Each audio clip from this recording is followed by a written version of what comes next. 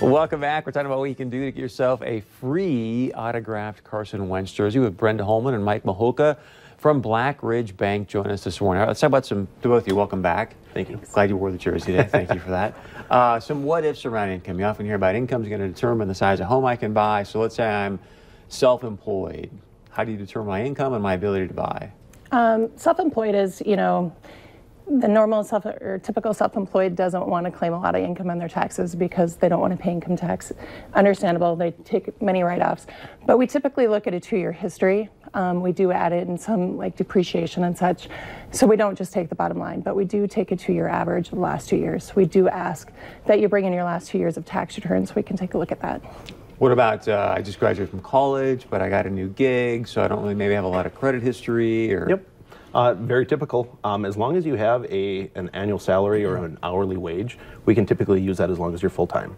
If you are part-time or still into that part-time phase, or let's say you're based on bonus and commission, we do ask for that 2-year history, and you will see that trend of that 2 years in our market. So what's the breakdown? Let's say that maybe I'm 70-30, 70% commission, 30% salary. I mean, how do you break that down and then just determine, okay, you can qualify for this? Yep, we will always be able to use that base income as long as it's guaranteed.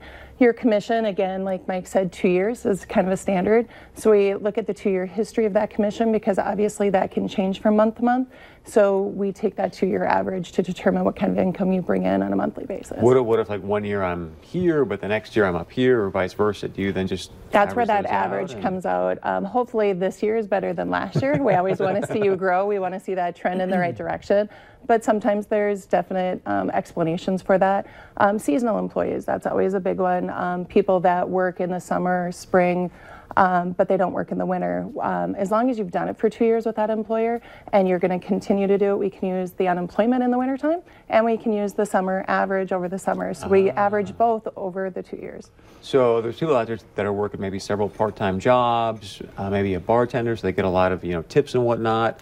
Again, 2-year determination, or how does that work? We see that quite often as well, especially with bartenders, waitresses, different things like that. It's that 2-year average. We want to see that just to see the trend. Tip-wise, tips are tough sometimes because I'm going to guess a lot of tips aren't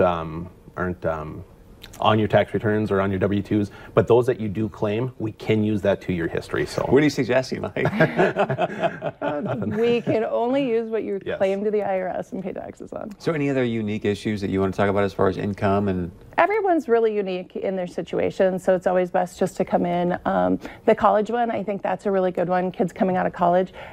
If you're going into, let's say, nursing, you went to school for 4 years, you really have a 4-year history. So that college is a big one. You don't have to wait 2 years after college to buy your first home. You can come out, bring that transcript, and use that as your employment. And oftentimes there's really great programs for those people too, right? You bet. Help with down payment and things like that. Yep. All right, let's talk about vacation homes. A lot of people, go to Arizona, out of North Dakota and whatnot. Yes. What can you do for them? We can actually lend it in all 50 states. Yeah. I'm headed to Detroit Lakes this afternoon for a closing. We do lake homes.